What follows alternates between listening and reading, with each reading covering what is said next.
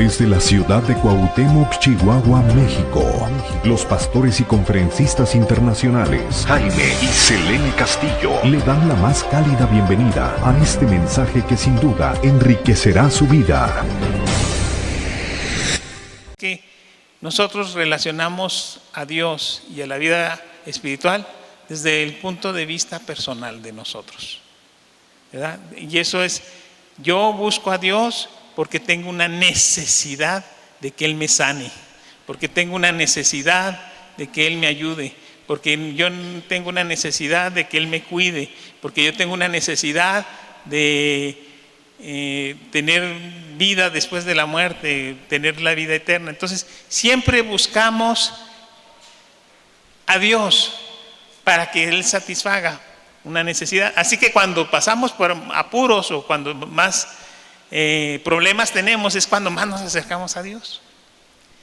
Pero nosotros debemos de saber que hay un propósito en nuestras vidas y debemos de buscar el propósito de Dios, o sea, desde el punto de vista, ¿qué es lo que quiere Dios de nosotros? Y eso es importantísimo. ¿Por qué estoy aquí yo en esta tierra? ¿Por qué vivo aquí en Cuauhtémoc? ¿Por qué tengo esta familia? ¿Por qué estoy en esta iglesia? Buscar la voluntad y el propósito de Dios para mi vida. ¿Por qué? Porque yo tengo que no buscar solamente mi felicidad o satisfacer mis necesidades, sino que yo tengo también que ver desde el punto de vista cuál es la voluntad de Dios. ¿Para qué me trajo Dios aquí? ¿Cuál es el propósito de mi vida aquí en la tierra? Y nosotros, cuando vemos la palabra de Dios, nosotros sabemos que si buscamos el ser la alegría del corazón de Dios, nuestro punto de vista y nuestras expectativas cambian muchísimo, porque entonces yo ya tengo un propósito y un destino en mi vida. Nosotros debemos de buscar el propósito y el destino de Dios para cada uno de nosotros, el propósito y la voluntad de Dios para nuestras vidas. Una de las cosas más hermosas es que en la Biblia, en la palabra de Dios, nos dice cuál es el propósito de Dios para mí. El propósito de Dios para mí viene en varias partes en la palabra de Dios, que Dios nos predestinó. Antes de crear todas las galaxias y todos los planetas, Él nos había predestinado y estábamos en el corazón de Dios. ¿Para qué? Dice en la palabra de Dios en Efesios 1, para ser adoptados como hijos por medio de Jesucristo. En Romanos 8 dice algo muy parecido.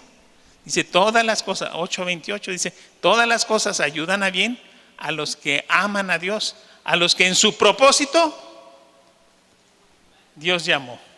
Porque a los que llamó, dice también, predestinó, y a los que predestinó, ¿para qué? Para ser hechos a la imagen y semejanza de su Hijo Jesucristo. Entonces, el propósito, el deseo de Dios, lo que trae alegría al corazón de Dios, es que nosotros seamos hechos, formados, procesados, por medio de la justificación, la salvación, la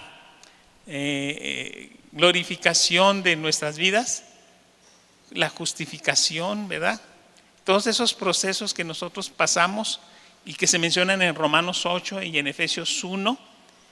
Dice en Efesios 1:11 que nosotros tenemos herencia, tenemos propósito, tenemos destino en Cristo. En Cristo. Y eso es el propósito de nuestras vidas y es por lo que estamos aquí en esta tierra. Entonces, hay dos cosas muy importantes para estar en el propósito de Dios. Número uno, estar en Cristo, porque para eso estamos aquí en la tierra, para que nosotros seamos, yo sea hijo de Dios y parte de la familia de Dios. Dios quiere que nosotros, el propósito de Dios es que nosotros seamos sus hijos por medio de Cristo. Y número dos, que nosotros somos hechos y tenemos, y dice en Efesios 2:10, que nosotros fuimos hechos y que somos poesía de Dios, así dice, pero en la traducción se menciona, somos hechos fuimos hechos para buenas obras, las cuales Él predestinó de antemano para que anduviéramos en ellas. En Efesios 2:10 así lo menciona. Dice la palabra de Dios, porque somos hechura suya, creados en Cristo Jesús para buenas obras, las cuales Dios preparó de antemano para que anduviéramos en ellas. Entonces aquí vemos dos partes muy importantes. Primero, debo de pensar que no debo de buscar a Dios para satisfacer mis necesidades. Dios lo hace porque dice, buscad primeramente el reino de Dios y su justicia y lo demás viene por añadidura. Mis necesidades son una añadidura. Lo que debo de buscar primeramente es el reino de Dios y su justicia. ¿Qué debo de buscar? El propósito de mi vida, el ser la alegría de mi Dios, el buscar para qué me trajo Dios aquí. Y en Efesios 2:10 dice, en Cristo nosotros fuimos hechos para buenas obras. Entonces tenemos dos puntos de vista. Número uno, el propósito de Dios es que nosotros estamos aquí en la tierra para ser procesados y ser hechos hijos de Dios. Y número dos, nosotros debemos y tenemos una serie de situaciones y circunstancias que Dios preparó para cada uno de nosotros, para que nosotros hiciéramos la voluntad de Dios. Hermanos, les digo un secreto. En el reino de los cielos, todo funciona en la voluntad de Dios. Si no andamos en la voluntad de Dios, salimos dentro del reino. En el reino siempre, antes de que Dios creara todas las cosas, todos los ángeles funcionaban en su voluntad. Hubo unos que no quisieron funcionar en la voluntad de Dios y esos fueron echados del reino. Que no suceda lo mismo con nosotros. Nosotros fuimos creados y todo debemos de vivir en el sentido y en el propósito de lo que Dios quiere para nosotros. Entonces, en ese sentido y en esa voluntad, si nosotros somos obedientes, diga, ser obediente, ¿cómo se llama la vida? Justa. Nosotros somos justos delante de Dios. Somos justos delante de Dios si número uno, si nosotros estamos en Cristo, y número dos, si nosotros hacemos su voluntad y vivimos en el propósito de Dios, en la voluntad de Dios. Nosotros tenemos una vida justa. Y nosotros cuando llevamos una vida justa y hacemos justicia, ustedes tienen un pastor que estudió leyes y saben la importancia de la justicia. Y en la palabra de Dios la justicia es una parte muy importante. Y nosotros debemos de saber que en los cielos existe un banco en el cual no se maneja con dinero, se maneja con justicia, con actos y hechos de justicia que nosotros los hombres hagamos. ¿Cuáles son los actos y los hechos de justicia? Hacer la voluntad y el propósito de Dios. Si nosotros queremos invertir en algo, invertamos en justicia. Si nosotros llevamos una vida justa, nosotros estamos invirtiendo en un banco que no es limitado, en un banco que no es material, estamos invirtiendo en el banco de Dios. Dice la palabra de Dios en Mateo 6:19, y hoy vamos a hablar, voy apenas a empezar la predicación y vamos a hablar sobre el banco de Dios. En Mateo 6, del 19 al 21, si tienen sus Biblias, si no, aquí está la Biblia atrás de mí, a los lados, están con la computadora.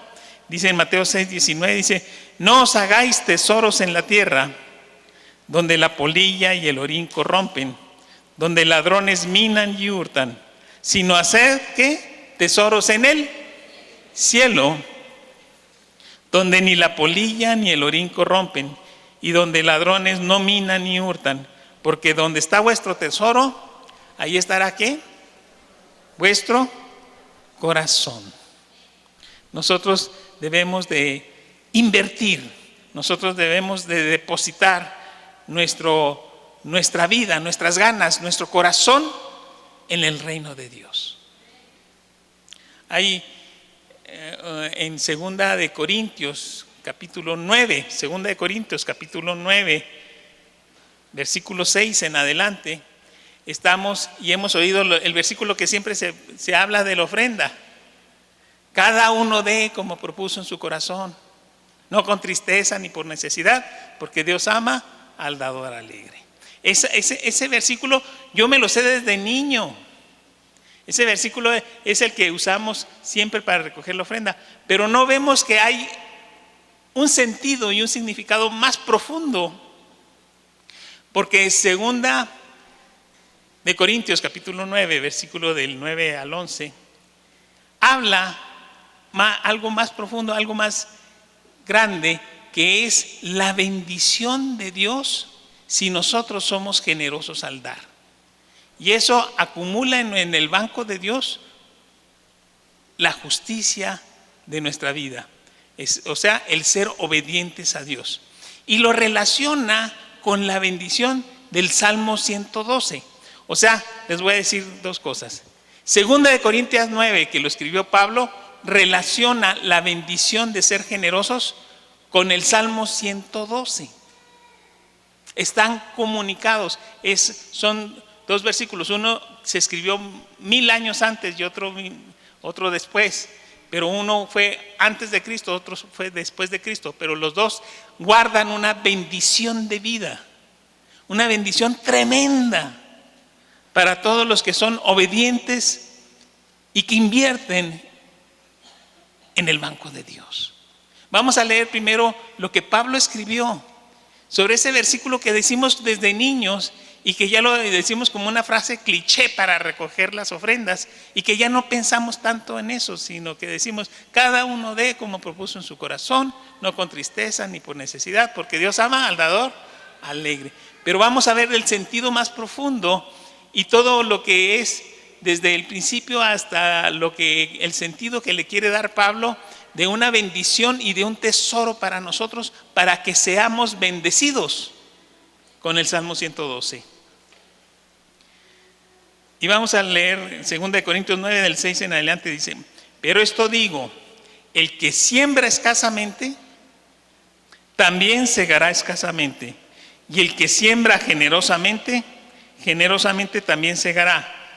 Cada uno dé como propuso en su corazón, no con tristeza ni por necesidad, porque Dios ama al dador alegre. Aquí nos está diciendo que cuando nosotros ofrecemos nuestras ofrendas o cuando damos para la obra de Dios, no lo hagamos con tristeza, ni lo hagamos por necesidad, sino que lo hagamos con corazón alegre. ¿Por qué? Porque, hermanos, dar cuesta. Pero ustedes no están dando dinero. Cuando ustedes traen las ofrendas y lo traen aquí al reino de Dios, cuando lo traen para que su dinero esté en el banco de Dios, ustedes no están trayendo dinero, hermanos. Están trayendo su vida, su esfuerzo, su tiempo. Entonces ustedes están participando junto con la familia pastoral en la obra de Dios. Usted no necesita estar en el África para ser misionero. Usted, si le da al misionero un dinerito para que coma, usted está siendo misionero también. Si usted participa en el sonido que se va a traer aquí, en la ofrenda de la iglesia, usted está siendo parte del reino de Dios también. Y usted está invirtiendo en el banco de Dios. ¿Y sabe qué está invirtiendo? Justicia. Justicia, porque usted está siendo obediente a la voz de Dios. Usted está dando su vida. Si usted apoya al pastor, usted está haciendo también obra de pastor. Usted, si participa en la obra de la iglesia, usted está haciendo parte del reino de Dios. Reino de Dios para mi vida.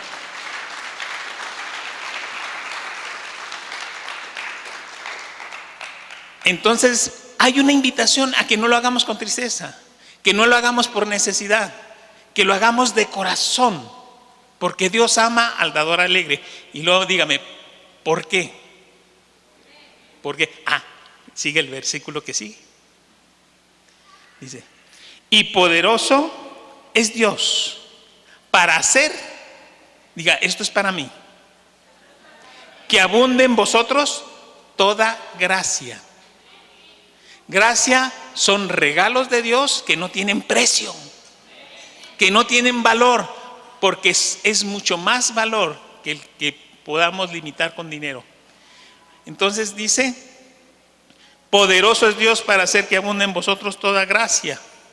Porque si participamos en el reino de Dios, Dios nos va a bendecir con toda gracia, a fin de que teniendo siempre en todas las cosas todo lo suficiente. Fíjense en lo que Dios nos está bendiciendo si nosotros somos y participamos en el don de dar de corazón.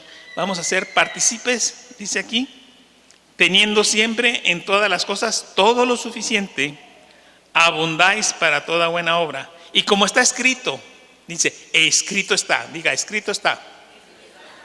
Repartió, dio a los pobres, su justicia permanece para siempre. ¿Dónde está este versículo? Diga, en el Salmo 112. Entonces aquí Pablo está mencionando un versículo del Salmo 112 que dice, repartió, dio a los pobres, su justicia permanece para siempre.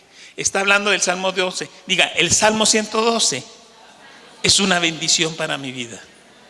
Es una bendición para mis hijos. Y es una bendición para mis generaciones. ¿Qué son mis generaciones? Los hijos de mis hijos.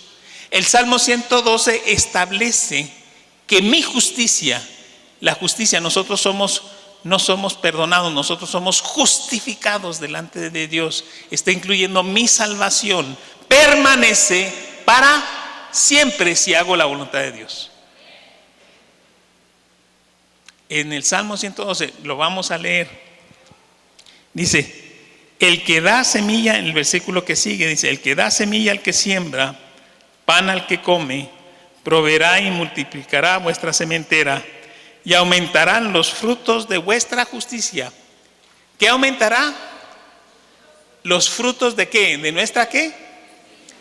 De nuestra justicia. Para que estéis ¿qué? Enriquecidos. Es una bendición para que nosotros estemos enriquecidos de todo. Y ya investigué, la otra vez me fui al diccionario a investigar qué significa la palabra todo. ¿Y saben qué encontré? Que todo significa todo. Me quebré la cabeza, pero lo encontré. Todo, hermanos, es todo.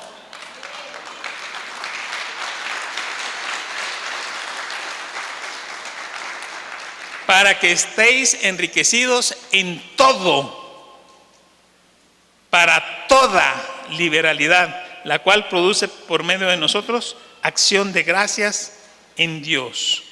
Pero aquí mencionó un salmo, el Salmo 112.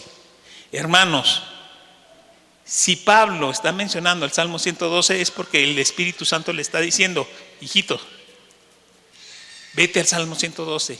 ¿Y saben qué? Vámonos al Salmo 112, porque el Salmo 112 es para mí, diga, el Salmo 112 es para mí si yo hago la voluntad de Dios y si yo estoy en el camino de Dios, porque el Salmo 112 es un salmo bárbaro.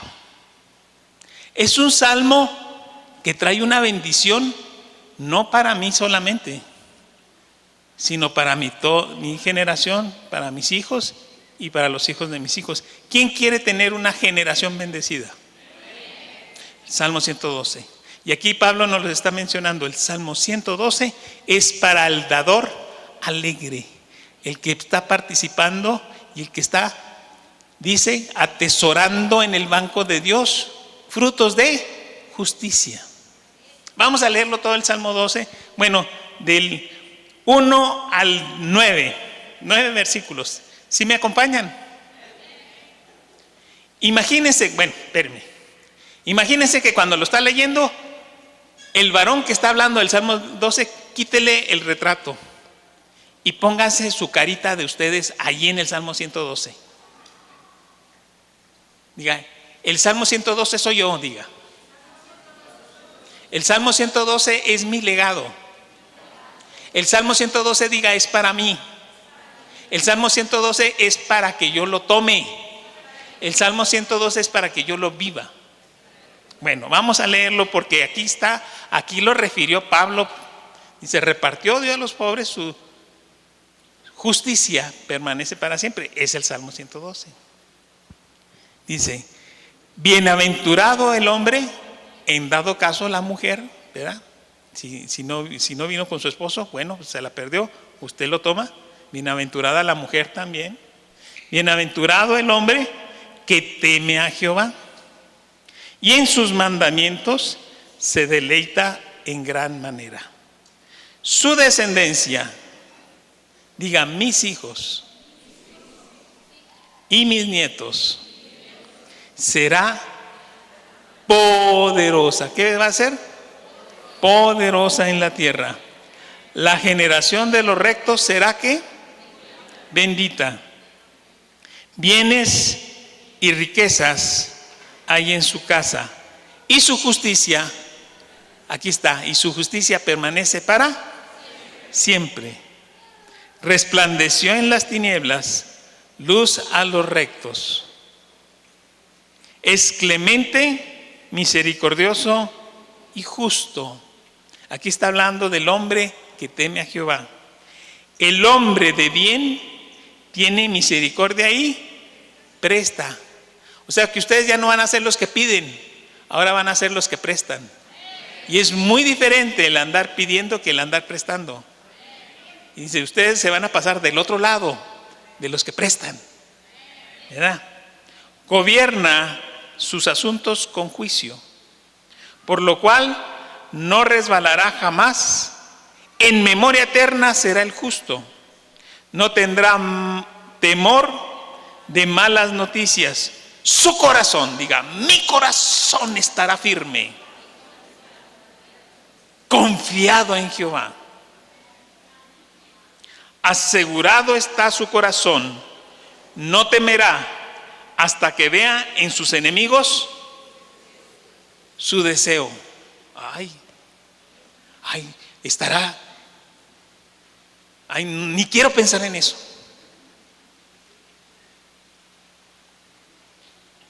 El que es tu enemigo, tu deseo será sobre él. Y lo que él desea para ti va a ser sobre él también. Tu deseo, Señor, que no lo vuelva a ver nunca. Concedido, nunca lo vas a volver a ver. Bueno, ya no les voy a dar más ideas. Y aquí viene la parte que mencionó Pablo en 2 Corintios 9, para todo aquel que participa y es generosamente de la obra de Dios. Dice, reparte, da a los pobres, su justicia permanece para siempre y su poder será exaltado en gloria. Hermanos, esto, si se puede llegar a esto, yo lo quiero. Yo sí lo quiero, no sé si ustedes. ¿Quién lo quiere? Levanten la mano el que lo quiere. Hermanos, Pablo lo menciona en 2 Corintios capítulo 9. Dice, cada uno dé como propuso en su corazón, no con tristeza ni por necesidad, porque Dios ama. ¿Verdad que ahora traer ofrenda, diga, ahora háganse para atrás, yo soy el primero, ¿verdad? Porque el dar dinero no es dar dinero. Ustedes están dando su vida, su esfuerzo. Porque el dar, hermanos, el dar requiere esfuerzo. El sembrar requiere esfuerzo, requiere voluntad, requiere trabajo. Hermanos, el que es generoso obedece a una ley de Dios. Todo el universo funciona por medio de leyes. Y Dios tiene leyes. Por ejemplo, el 5.º mandamiento tiene una ley. El 5.º mandamiento dice, honra a tu padre y a tu madre para que tus días sean largos en la tierra y para que todo te vaya bien. El quinto mandamiento tiene 2 leyes. La primera es que si quieres llegar a viejito, tienes que honrar a tu papá y a tu mamá. Si quieres morirte joven, sé malcriado y grosero con tu papá y te vas a morir muy rápido. Hasta el mundo lo sabe. Hasta el mundo lo sabe, que hasta los que no temen a Dios lo saben. En el corrido del hijo desobediente, ¿se lo han oído, verdad? ¿Quién lo canta? En mis tiempos lo cantaba uno de Chihuahua. Ya no me acuerdo. Pero el corrido del hijo desobediente, el que deshonra, el que es malcriado con el papá, se muere jovencito. Pero el que honra, el que ama a su papá, el que obedece a su papá, el que ve por él cuando está viejito, ese va a vivir muchos años. Y esa es la primer bendición. Pero hay otra ley, dice, y todo le saldrá bien. Entonces, hay que honrar a nuestros padres, ¿verdad? Hay otra ley. Hay varias leyes que se mencionan en la Biblia. La ley del diezmo, que si nosotros damos el diezmo, nosotros vamos a tener bendición hasta que nos sobreabunden. Si no lo experimentamos, no nos vamos a dar cuenta que hay otras leyes. Todo en el universo funciona por la ley de Dios. ¿Quieren ver una ley? Les voy a enseñar una ley. Miren, ¿ven mi pluma? La ley de la gravedad. Se cayó la pluma, ¿por qué? Porque todo lo que sube tiende a caer, porque es la ley de la gravedad. La tierra nos mantiene aquí pegados a ella. Es una ley que estableció Dios para que todas las cosas funcionen aquí en la tierra. Entonces las leyes tienen poder. Y hay una ley que se llama la ley de la siembra y la cosecha. Y esa ley de la siembra y la cosecha dice que si tú siembras mucho, vas a cosechar mucho. Y hay otra ley que dice que si siembras poquito, vas a cosechar poquito. Y si tú siembras justicia, vas a cosechar ¿qué? Justicia. Y si tú siembras injusticia, vas a sembrar y vas a cosechar injusticia. Si tú siembras amor, vas a cosechar amor. Y si tú siembras odio, vas a cosechar odio. Entonces es la ley de la siembra y la cosecha. Es por lo que ustedes lo conocen muy bien, porque son de Cuauhtémoc, lo conocen mejor que yo. Pero dice algo en Gálatas 6, del 7 al 10, donde nos da una invitación a que nosotros sembremos justicia en nuestras vidas. Dice, no os engañéis, Gálatas 6, 7. No os engañéis, Dios no puede ser, ¿qué? Burlado. Pues todo lo que el hombre sembrare, eso también segará. Porque el que siembra para su carne, dice, de la carne segará, ¿qué? Corrupción, que es muerte. Pero dice, pero el que siembra ¿para qué? Para el Espíritu, del Espíritu segará ¿qué? La vida Zoe, la vida de Dios, la vida eterna. La vida eterna no empieza, o sea, nosotros debemos de saber que la vida de Dios, la vida eterna no empieza cuando te mueras. La muerte es un trámite burocrático. La vida Zoe, la vida eterna empieza ya desde que aceptas a Cristo. Desde ese momento tú ya estás en la vida eterna. O sea que la vida eterna ya está desde ahorita. Tú ya eres un hijo de Dios, tú ya tienes vida eterna. Ya estás viviendo la vida eterna. Y la muerte pues es un trámite burocrático nada más. Es un cambio de estuche. Pero la vida eterna ya está ya desde ahorita. ¿Y cuáles son las arras? ¿Cómo te das cuenta de eso? Por la presencia del Espíritu Santo en tu corazón. La vida del Espíritu. Dice, pero ¿qué debemos de hacer? El que siembra para su Espíritu cosecha vida eterna. No nos cansemos, diga, no nos cansemos, pues de hacer el bien, porque a su tiempo segaremos si no desmayamos. Así que según tengamos oportunidad, hagamos bien a todos y mayormente a los de la familia de la fe. Aquí nos está invitando a que sembremos. Diga, ¿cómo voy a sembrar? Con mi prójimo, haciendo bien a mi prójimo, bendiciendo a mi prójimo. Miren, les cuento una historia, ¿sí? Bueno, estaba yo estudiando segundo año de medicina aquí en la UACH, en la Facultad de Medicina, en el año de 1975-76. Yo estaba en primer año de medicina. Eran cuando los pterodáctilos andaban por la facultad ahí volando. Bueno, estaba yo en ese año y mi familia, mi papá trabajaba fuera de la ciudad, trabajaba en Veracruz, porque del trabajo lo habían llevado para allá. Entonces mi papá me mandaba dinero y esa vez se me acabó y no traía yo supe durante mucho tiempo lo que es andar estudiando medicina y caminando. Me iba a la facultad, a veces no tenía nada en la bolsa. O sea, entrar y ver y sacar así, y meter la mano a ver si encuentra uno algo. Y lo que sacaba era esto, una bolsa vacía.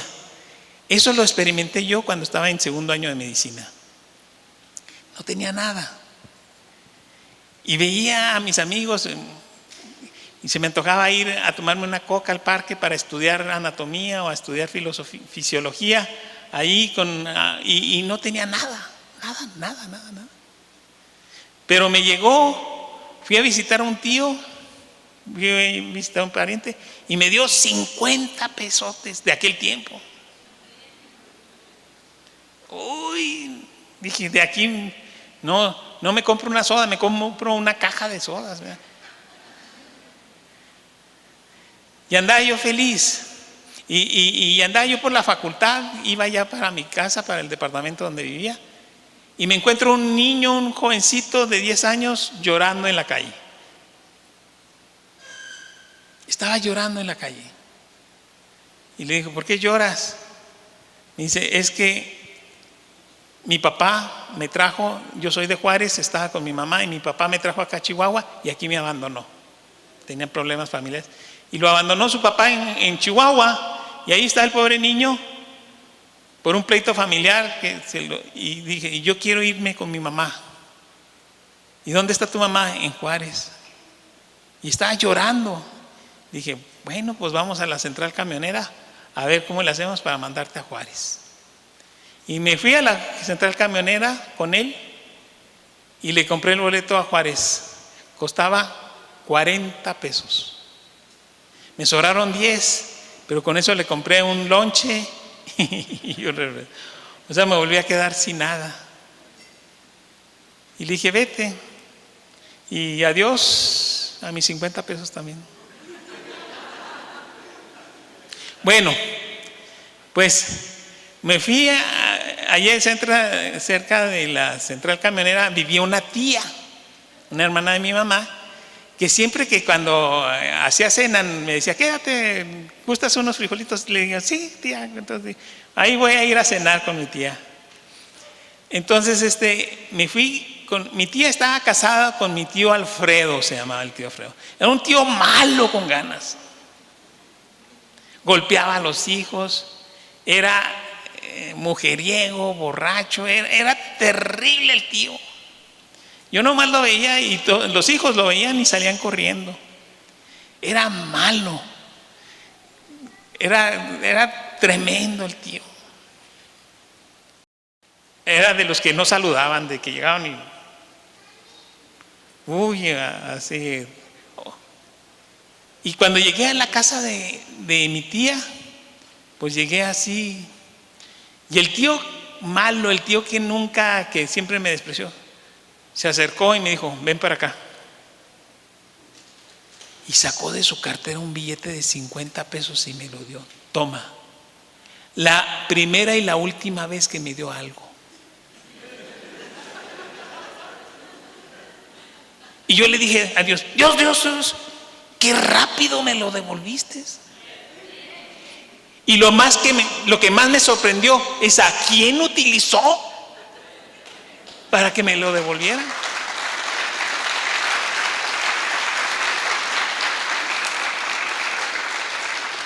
Porque de quien menos te imaginas, Dios utiliza para bendecirte.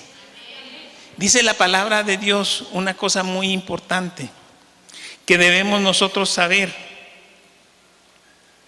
Dice en Proverbios 19:17, a Jehová presta el que da al pobre, y el bien que ha hecho se le volverá a pagar. Esto, hermanos, de vivir la vida de ahorrar, la vida de invertir en el reino de Dios, lo ve uno inmediatamente. Lo ve uno con sus propios ojos. ¿Por qué? Porque nosotros debemos de atesorar lo que se llama la justicia. Porque Dios siempre, la forma de actuar de Dios es la justicia. Dios actúa en justicia, Dios ama la justicia y Dios nos enseña la justicia. Fíjense, 3 cosas de Dios. Todo lo que hace Dios es justo. Dios ama profundamente la justicia. Y número 3, Dios nos enseña a nosotros a ser justos. Primero, en Isaías 30:18 dice, por tanto, Jehová esperará para tener piedad de vosotros, y por tanto será exaltado teniendo de vosotros misericordia, porque Jehová es Dios, ¿qué? Justo. ¿Qué quiere decir esto, hermanos? Quiere decir, dice, no, pues no, que Dios es amor, porque si eres amor, pues es difícil ser justo, amar. Y tú amas a tus hijos, pues sí, pero es difícil amarlos y ser justos con ellos. Pues Dios es amor y es justo con nosotros. Dios nos ama mucho, pero también nos disciplina mucho. Mucho amor y mucha disciplina. Así es Dios. Diga, mucho amor y mucha disciplina, porque Dios es justo. Por eso Él vino y dio a su Hijo en la cruz para nosotros, porque a Dios no le costaba nada salvarnos, pero como es justo, tuvo que dar y pagar por nuestros pecados por medio de la muerte de su Hijo Jesucristo, porque Él es mucho amor, pero también es mucha justicia, mucho poder, hermanos, mucha disciplina. Pero no solamente eso, Dios es amor, pero la esencia, la naturaleza de Dios es el amor, pero la forma de actuar de Dios siempre es justa. Número 2, Dios ama la justicia. Hermanos, Dios aborrece la injusticia. Si tú aborreces la injusticia, tú tienes el Espíritu de Dios. Si tú amas la justicia, tú tienes el Espíritu de Dios. Dice la palabra de Dios en el Salmo 33:5. Él ama justicia y juicio. De la misericordia de Jehová está llena la tierra. Y número 3, diga, número 3, Dios nos enseña la justicia. Isaías 26:9. Con mi alma te he deseado en la noche, y tanto que me dure el espíritu dentro de mí, madrugaré a buscarte, porque luego que hay juicios tuyos en la tierra, los moradores del mundo aprenden justicia. Nosotros aprendemos justicia cuando nosotros vemos y depositamos nuestros tesoros delante del reino de Dios, en el banco de Dios, y vemos la manera justa en que Dios nos bendice. Porque, hermanos, te voy a decir una cosa, ¿te digo un secreto? Bueno, a los de acá. ¿Les digo un secreto a los de acá o a los de allá? Bueno, a todos les voy a decir el secreto. Nadie le gana a Dios en el dar. Nadie le gana a Dios en el ser generoso. Si tú das, Él te da más. Si tú eres generoso, Él te va a ser más generoso. Si tú, todo lo que tú atesores en el banco de Dios, Dios te lo va a dar más. Porque nadie le gana a Dios en el dar y en el ser generoso. Miren, ¿por qué les digo yo esto? Porque la complacencia, el placer de Dios es el dar. Es más, tanto le gusta dar que se dio a sí mismo por nosotros, dio su vida por nosotros. Cuando Dios creó al hombre en Génesis 2:7, menciona que hizo al hombre de barro de la tierra y que sopló en él aliento de vida. Entonces, la complacencia, la alegría de Dios es darse, el darse. Y la complacencia del hombre es recibir. Si tú demuestras tu amor y tú buscas a Dios para recibir, lo haces en la complacencia de la carne. Pero si tú buscas a Dios en el dar, lo haces en la complacencia del Espíritu. Porque el Espíritu es dar. Dice la palabra de Dios, es mejor dar que recibir. La alegría de Dios es dar. Si yo me caso, fíjense, yo se los digo a los que son novios y se van a casar. Si yo me caso, y yo me caso con mi novia o con la mujer con la que Dios me puso para que me casara, y yo pienso así, yo me caso para que ella me haga feliz a mí, para que ella me dé, para que me haga de comer, para que alce mi cama. Entonces, yo estoy casándome en la complacencia de la carne. Pero si yo me caso con ella y le digo, yo me caso contigo para yo hacerte feliz a ti, para yo ser un proveedor para ti, para yo amarte a ti. Entonces nos guiamos por la complacencia del Espíritu, por la complacencia de Dios. Y yo les digo una cosa, si yo busco, esto es para los jóvenes, porque aquí hay jóvenes, si yo busco una pareja cristiana, un hombre de Dios, cuya complacencia es esa, el que la pareja sea esa, que el novio diga, yo me caso para hacerte feliz a ti, y que la novia diga lo mismo, y yo me caso contigo para hacerte feliz a ti. O sea, los que se casan y tienen esa unión, entonces es un matrimonio que jamás se va a divorciar.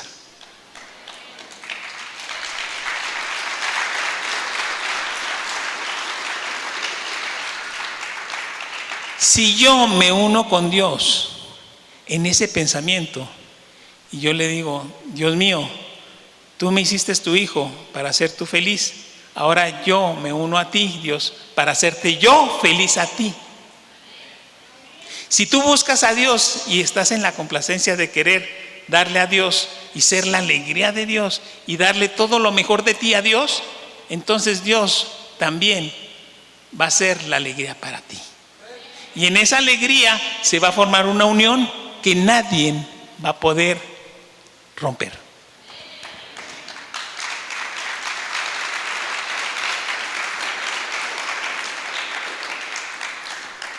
¿Les platico algo? Sí, les cuento. Sí, les contaré.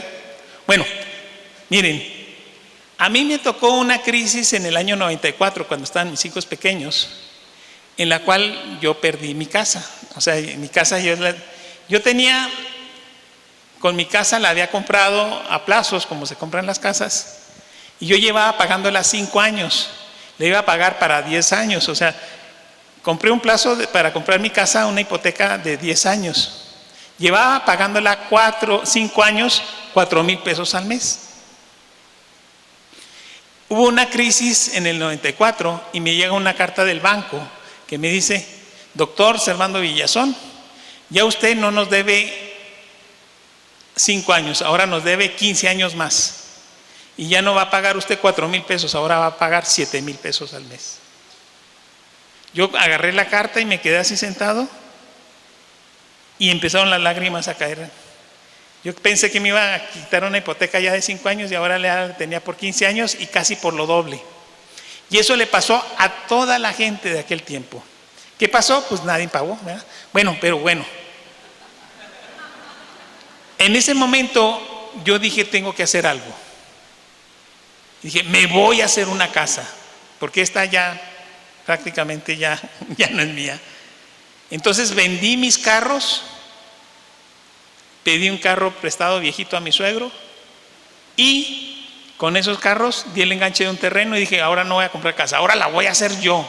Y estuve 4 años trabajando en el Seguro Social, en el ISSSTE, en salubridad, en el consultorio, a todos así, como traer un carro de Chihuahua a Cuauhtémoc en pura primera.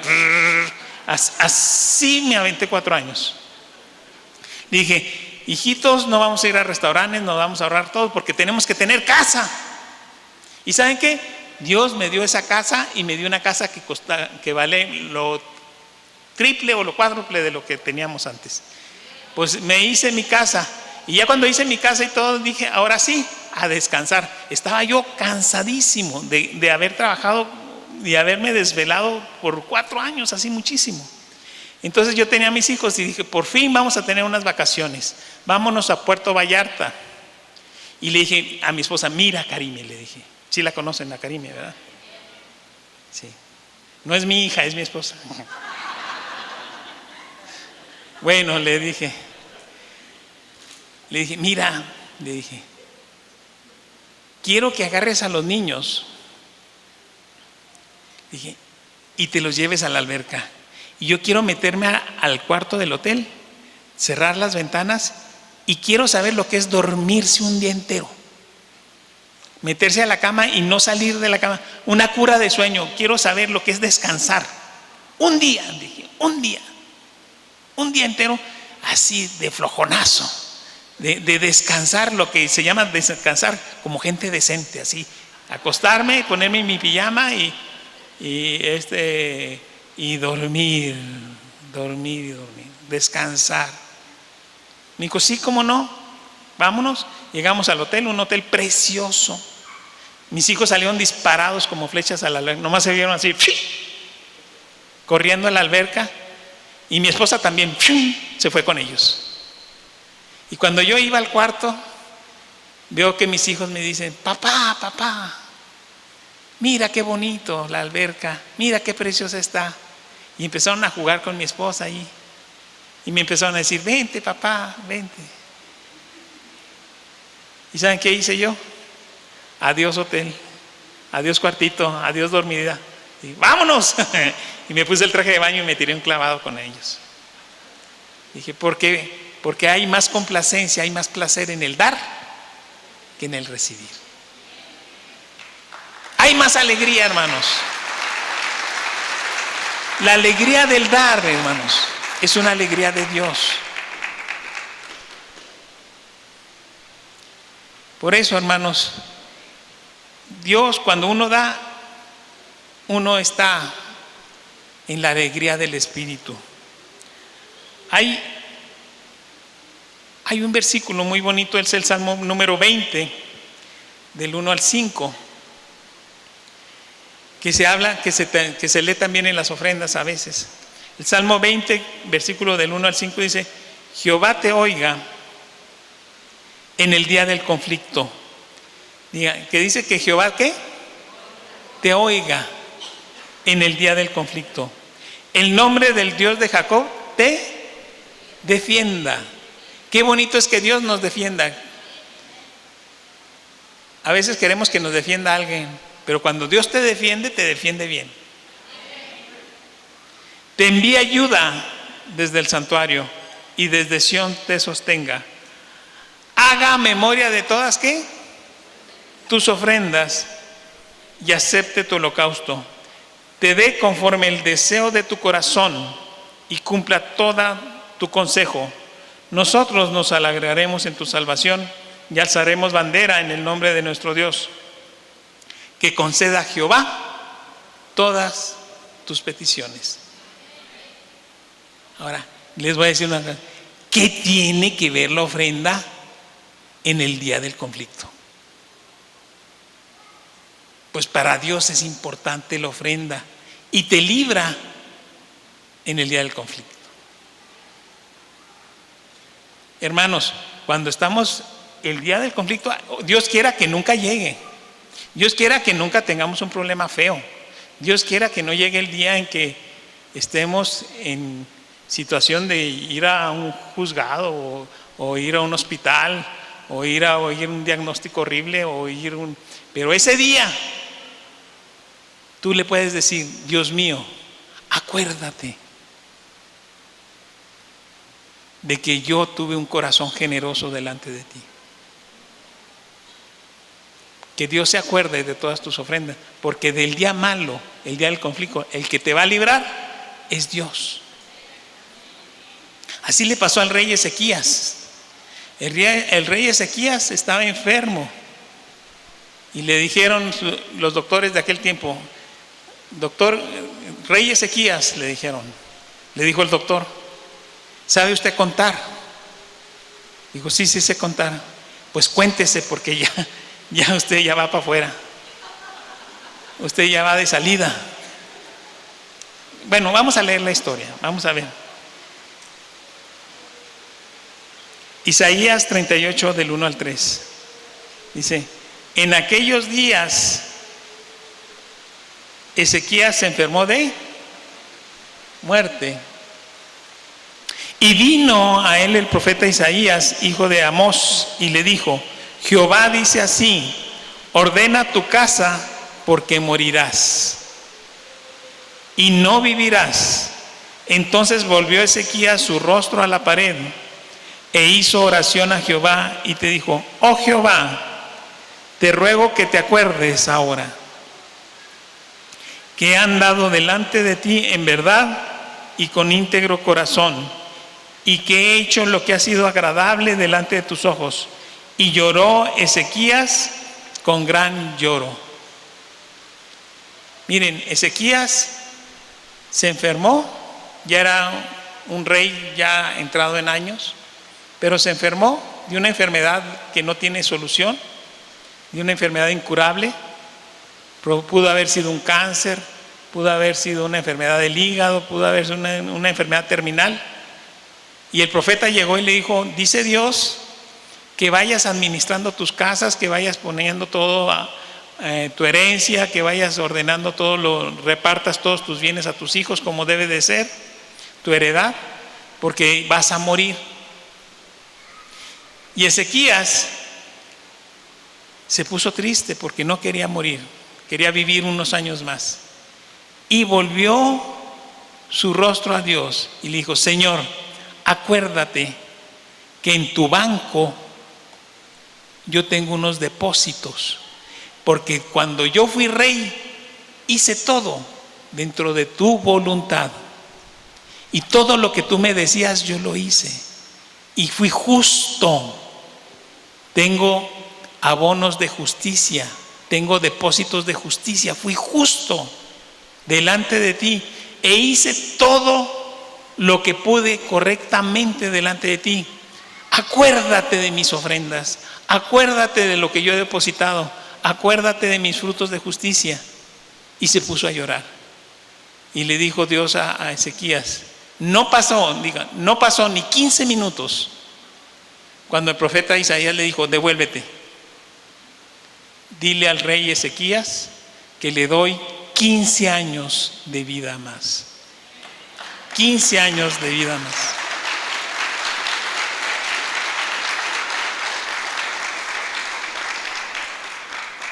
Diga: debo de tener depósitos en el banco. Debo de ahorrar en el banco de Dios. Hermanos, ¿cuáles son esos ahorros? Es frutos de justicia, actos de justicia, hacer la voluntad de Dios, porque es hermoso ser un hijo de Dios, pero es más hermoso obedecer a Dios y vivir para lo que nosotros estamos en esta tierra. Si tú vives el propósito y la voluntad de Dios, tienes fruto de justicia en tu vida.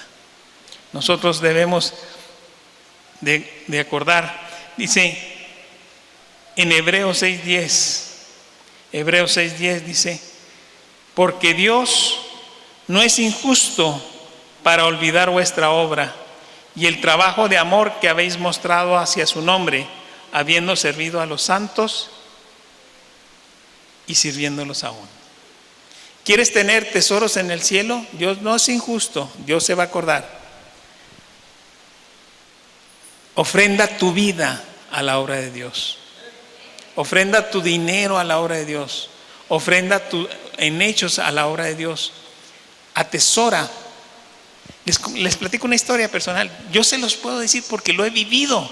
O sea, no es lo que dice la Biblia, es lo que tú vives, lo tienes que experimentar. Yo tengo 62 años y he vivido esto muy, muy realmente. Les voy a platicar, ¿les platico?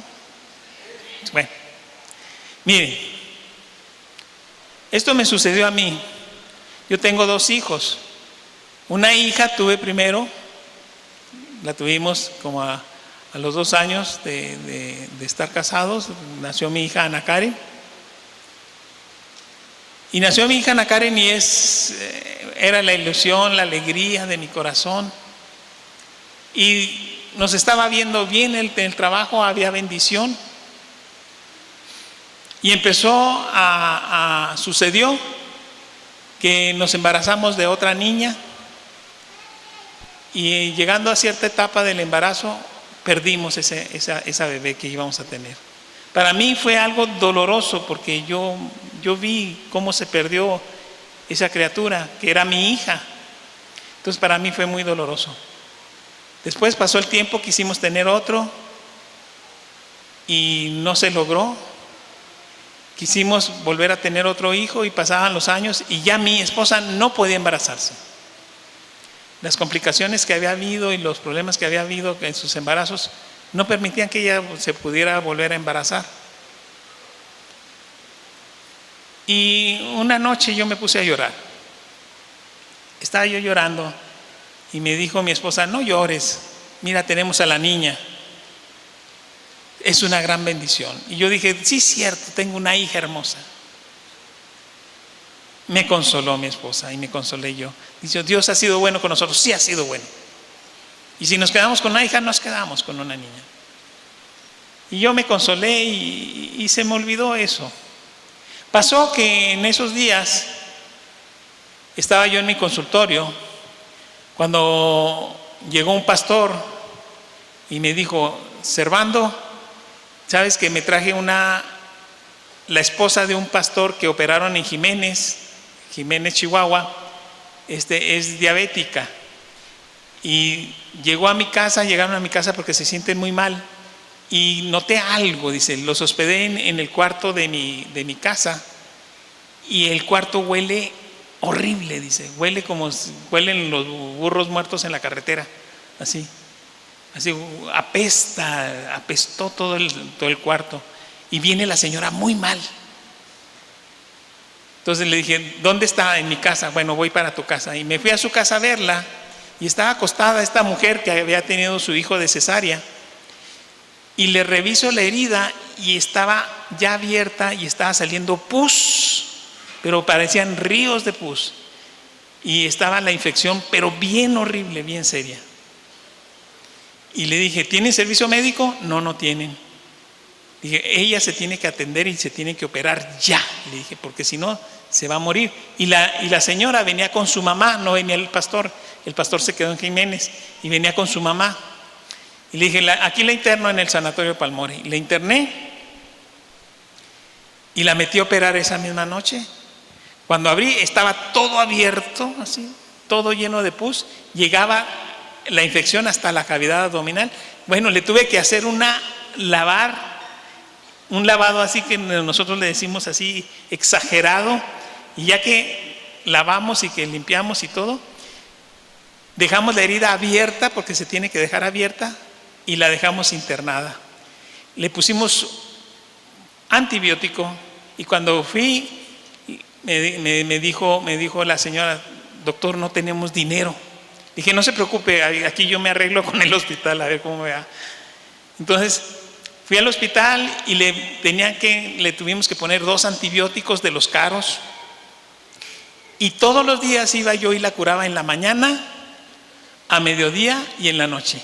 Todos los días iba. Y estaba siempre la mamá de ella sentada en una silla así. No se despegaba la mamá de ella en una silla con los brazos cruzados y me veía. Y siempre me estaba viendo. Y yo la estuve curando. Por una semana estuvimos limpiándola. Ya cuando la herida estaba limpia, dijo, hay que volverla a operar y quitarle todos los tejidos podridos y volverla ahora sí a suturar y a ver cómo nos va. A uno de mis amigos la puse que le controlara la diabetes y salió bien de la operación y la dimos de alta. La dejé con un Penrose, un tubito que saca todo, el líquido que salió ya después salió limpio, claro, y la señora se curó.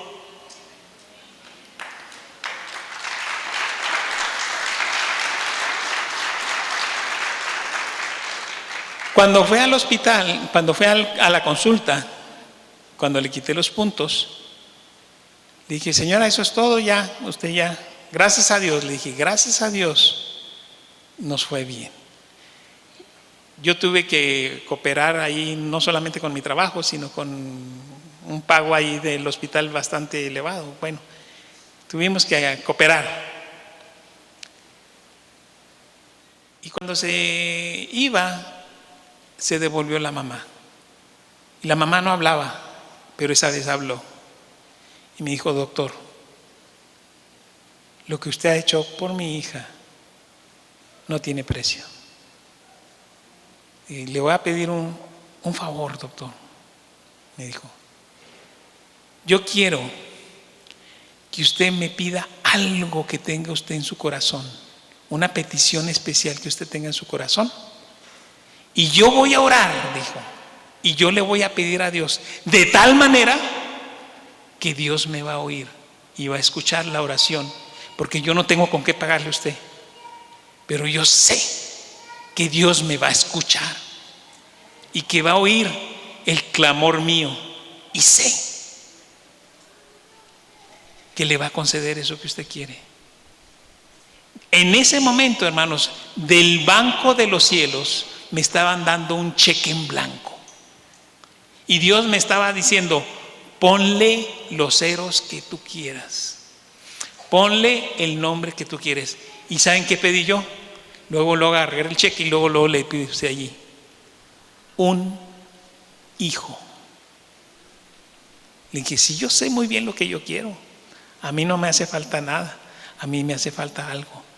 Le puse un hijo, porque yo sentí, y me lo dijo de tal manera que sentí que venía de Dios. Porque el Espíritu Santo me hizo, porque hay cosas que con el Espíritu Santo te cae el 20 y sientes tú aquí en el corazón que Dios te está hablando. Y en ese momento Dios me está dando un cheque en blanco. Y yo le puse el precio. Y yo le dije, un hijo, Dios. Hermanos, ya el próximo ciclo menstrual ya no llegó a mi mujer. Así me pagó Dios. Así me pagó Dios.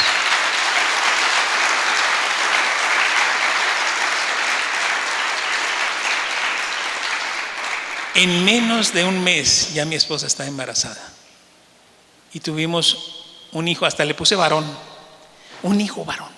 Bueno, si no es mucho pedir, hombrecito. Bueno, un hijo y varón.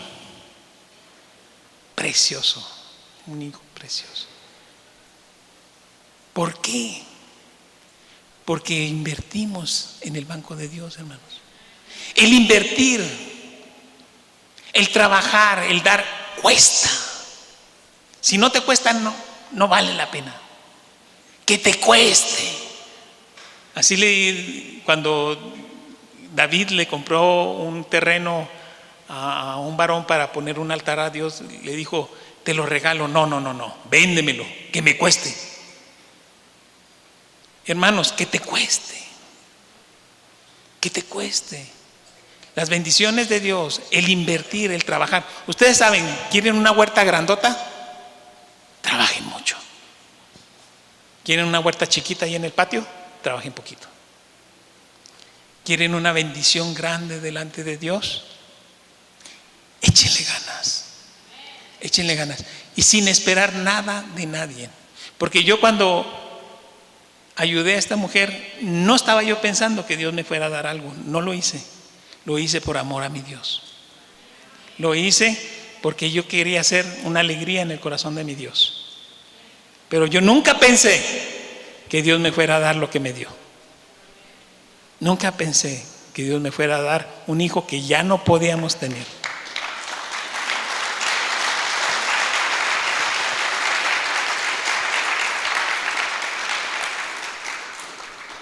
En la palabra de Dios dice que nosotros, cuando recibimos a nuestro Señor Jesucristo, Él es nuestra justicia.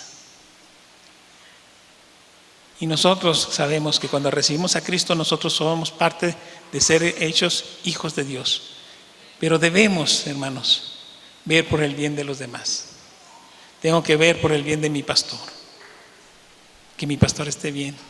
Tengo que ver por mi iglesia, que la obra de Dios esté bajo ruedas. Tengo que ver por mis semejantes. Tengo que ayudar a los que están enseguida de mí. Tengo que invertir en la obra de Dios. Desde la ciudad de Cuauhtémoc, Chihuahua, México, los pastores y conferencistas internacionales Jaime y Selene Castillo le dan la más cálida bienvenida a este mensaje que sin duda enriquecerá su vida.